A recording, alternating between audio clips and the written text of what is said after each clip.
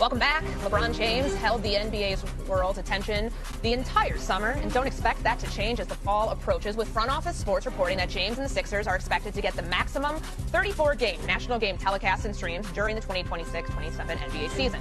And we may see LeBron playing a different role than usual, according to our Shams Charania. The Sixers expect LeBron James to play a good amount of time at the point guard position on offense, initiating the offense for Nick Nurse. You think about setting up Tyrese Maxey, Jaylen Brown, Joel Embiid, and VJ Edgecombe. Who better to have set the table than LeBron James, especially for a guy like Tyrese Maxey, who's shown prowess over the years working off the ball as a scorer. We know he did that alongside James Harden as well. And you think about the one season in the NBA that LeBron James played at the point guard position, the 2019-2020 season. He did that, and he led the league in assists. The Lakers won the championship that year, and we never saw it again. But they're going to be looking at a good amount of time at LeBron at the one offensively. Brian Windhorst joining us now. And Windy, if you go to LeBron's player profile page on ESPN.com, next to his name it says forward. We've seen him play the five. We've seen him play all across all five positions. But is playing point guard the right way for the Sixers to utilize him in the 2026-27 season? Absolutely. And, Shams did good reporting here, as usual. I will just say that LeBron has played point guard for every team he's ever played. He may not have been the starting point guard. He's played point guard on his teams since he was 12 years old.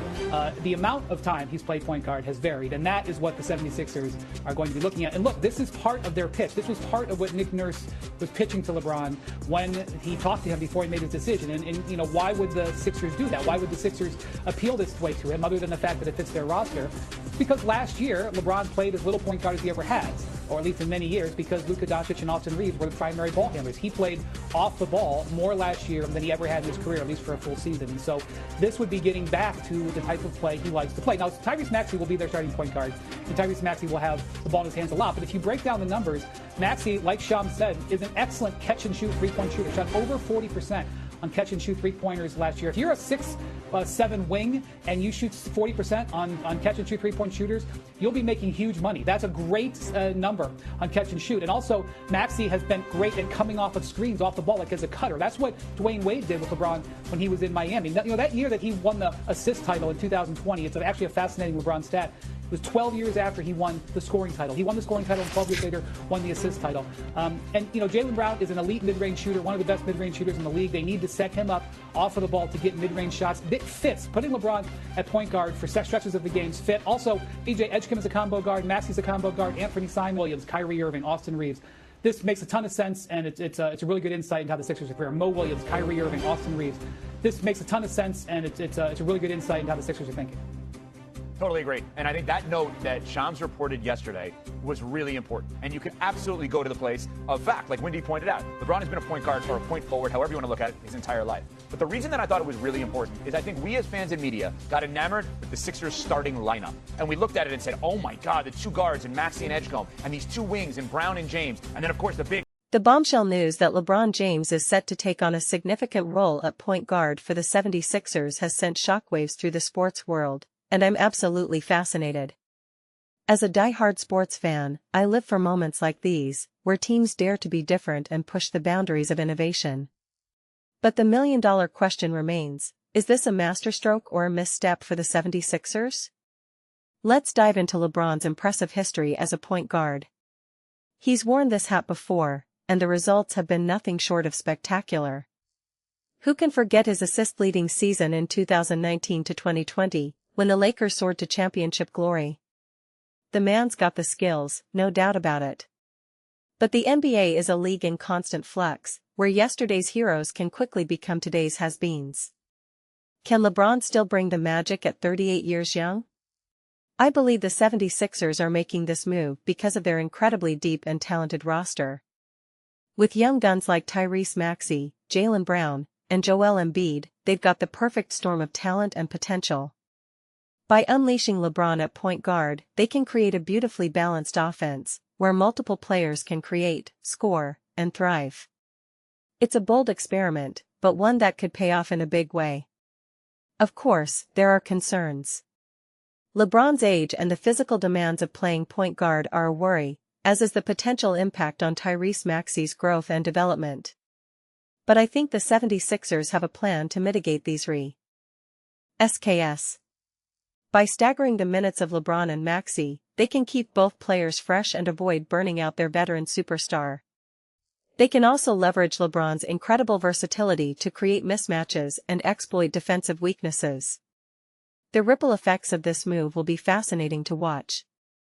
Jaylen Brown, for example, will get more open looks and opportunities to shine, while Joel Embiid will become an even more unstoppable force in the paint.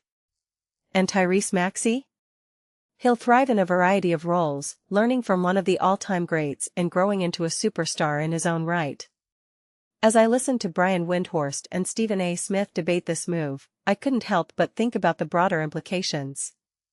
Windhorst nailed it when he said this move fits perfectly with the 76ers roster and strategy, creating a more balanced offense and exploiting the strengths of their combo guards.